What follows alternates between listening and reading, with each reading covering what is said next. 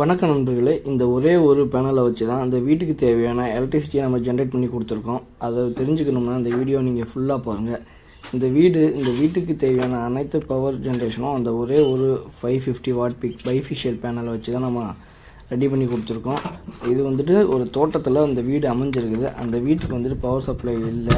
So அதுக்கு நம்ம இப்போ அலுமினியம் ரயில், இது சின்னதாக ஷார்ட் ரயில்பாங்க.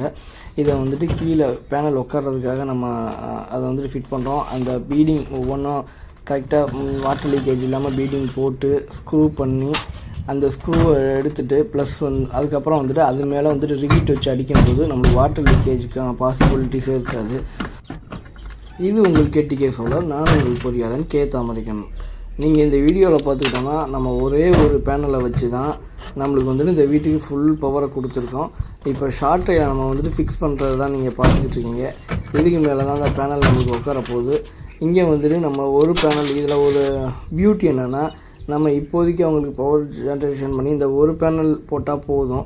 ஃப்யூச்சரில் இன்கேஸ் அவங்களுக்கு லோடு இன்க்ரீஸ் ஆகுதுன்னா நம்ம இன்னொரு பேனல் நம்ம ஆட் பண்ணிக்கலாம். இந்த மாதிரி இன்னொரு பேனல் நம்ம ஆட் பண்ணி கொடுத்துக்கலாம். உள்ளே நீங்கள் கேபிள் வயர் போட்டு பாசிட்டிவ் நெகட்டிவ் 2 வயர் நம்ம 1 inch குவான்டிட்டி பைப்பில் எடுத்துகிட்டு நம்ம இங்கே யூஸ் பண்ணிக்கிறோம்னா 200 Ah 5 years ரீப்ளேஸ்மெண்ட் வாரண்டியோடு இருக்க பேட்ரி தான். இது MPPT இன்வெர்ட்டர் தான் நம்ம இங்கே யூஸ் பண்ணியிருக்கோம்.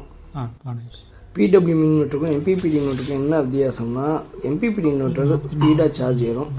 இப்போ நம்ம DC வோல்டேஜ் தான் செக் பண்ணிகிட்டு இருக்கோம்.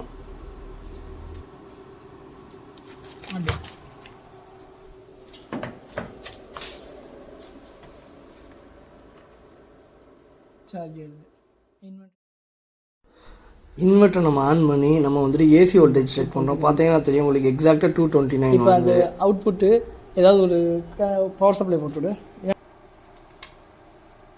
சுவிட்சை போட்டு விடுங்க சார்.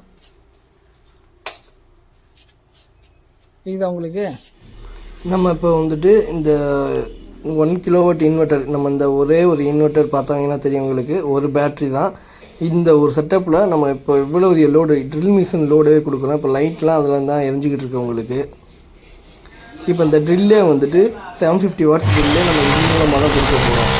இப்போ பார்த்தீங்கன்னா தெரியும் உங்களுக்கு ரன் ஆகிட்டுருக்கு. இந்த ப்ளக்கில் தான் அவுட்புட் எடுத்து இந்த இன்வெர்ட்டரில் தான் சப்ளை போகுது. இதோட லோடு பர்சன்டேஜ் நம்ம இப்போ செக் பண்ணிடலாம். 66% லோடு எடுத்துக்கிட்டு இருக்குது.